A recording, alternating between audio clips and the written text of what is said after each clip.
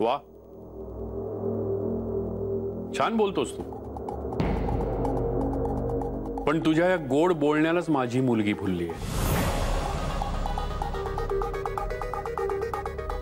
तिच्या या ऍक्सिडेंटला ती तुटकी चप्पल किंवा तुझ्यासारखं काहीतरी फालतू कारण असणार याची खात्री आहेच मला. लाज नाही वाटत तुला? अरे जीव घेतला असतास माझ्या मुलीचा तू आज. साधी चप्पल घेऊन देऊ शकत नाहीस तू तिला?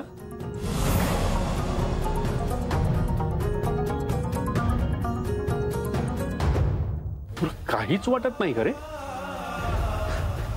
सर तुमचं हे बोलणं मला सवयीच आहे आणि मला माहिती आहे हे तुम्ही नाही, तुमचं फ्रस्ट्रेशन बोलतं.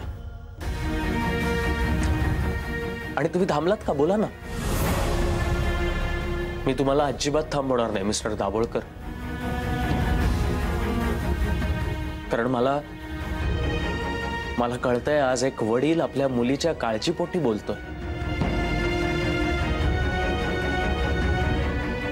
जे तिला स्वतःची मुलगी मानायलाही तयार नव्हते.